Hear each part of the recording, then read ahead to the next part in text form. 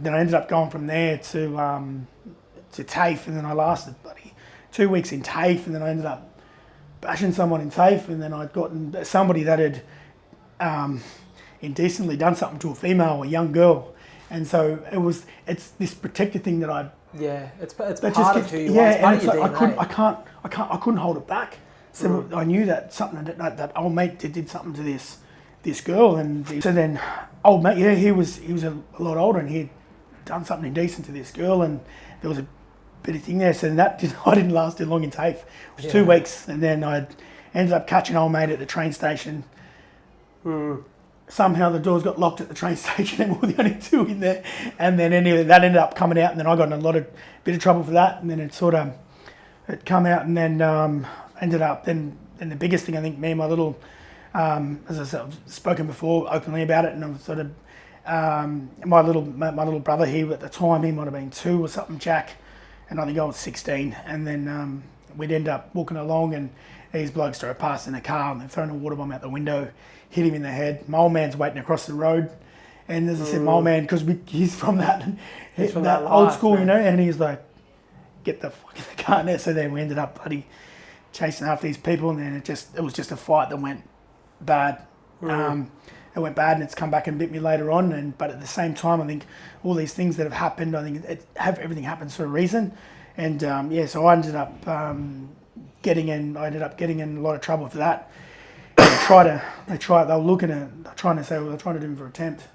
Oh, wow. Yeah, it was pretty serious. And it ended up going from another court, and then it was the day I was going to get sentenced.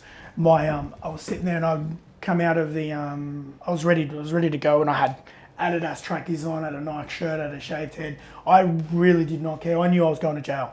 And then I'd come out, and as I'd come out, Dad had seen me, and I was dressed in like this. So what? Let's go. Going to court, and he just gone bang.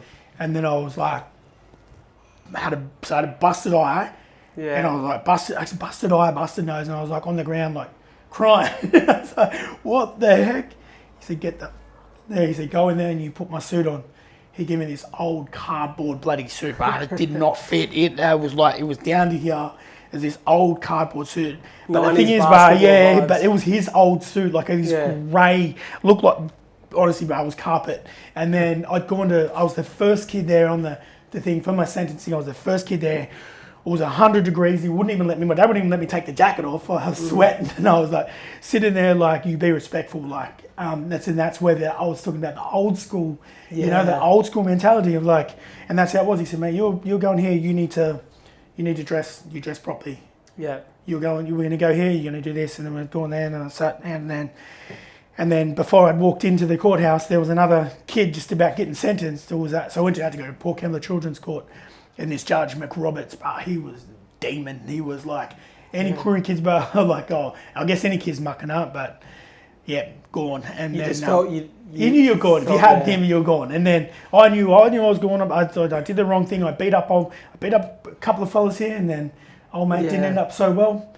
And then so then I go to the courthouse, and then my turn come. I was the last case to be heard. I think mine was the most severe out of all these kids. And the minute I open the door, go to walk in, there's another Indigenous fella there screaming at the judge, and he's saying, "You white this, you white that, how dare you sentence my son?" And I was like, thinking, this is just my luck, this is my luck. Like, the old father got removed from the courthouse, and then Roberts, his head was bright red. He's just enraged. He didn't even want to hear my story. He didn't want to see any of my references. I had a lot of good references, like character references. I think we had a flood at the time in Thurul. That's when the big floods come through. Yeah. And even though I was a naughty kid... So would this have been about 98? Yeah, when those floods were on. Yeah. Yep. So when those floods were on, I had to run down there and help shovel any of the neighbours' go and help any of the neighbours. And that's Dad, you get down there and you help all those, even though I might have been a naughty kid, I still had the same thing. If I saw an old lady at the bottom of the stairs and she had a suitcase, if I didn't carry that suitcase up the top of that stairs, my old man, Dad will. And even though I'm a naughty kid, I'm like, no, please, can I have to carry your stuff, so that's how it kind of was. But yes, I had references from when those floods were on. So I'd run around, you know, to help all these, and I wasn't helping. I wasn't helping to get references. Like No, that was my no, thing. I Like I think- said, mate, I'm young. I can. But here's the thing, brother. And you say you were a naughty kid, but you're a kid who, because of your circumstances and the human being you had to become, all of your energy went to being a protector and a provider for your sister. Now you're in a situation where when somebody disrespects that protection or someone breaches that barrier of what's right as a human being, you react. And to be honest, I know it's the wrong thing to do because it gets you in trouble, but it's the natural instinct when that's the DNA that's been ingrained in you and created within you. So you're doing it out of the act of protecting, the act of decency. It's in the face of indecency. You know what I mean? Like you're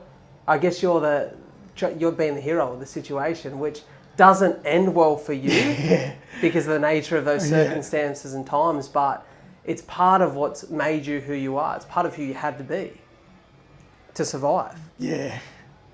So what happens? So you actually get sentenced for 2 years, don't you? Yeah. So I got sentenced for 2 years. Yeah, and then the judge, he didn't want to hear nothing. And literally I was locked up, and then the lady who I had representing us, man, she had chased old mate down the road and fought with him and said, you can't, you know, the judge wanted nothing to do with it and just went bang, 2 years jail. And then then I get locked up, and then the lady goes and she fights for me and it's like, mate, you can't do this. And then I end up getting out, and then then the court case went on for a few years, but after that moment, you know, like that was a very, very big change because 16, I was at the stage of just about to get into the 20 squad for the Dragons.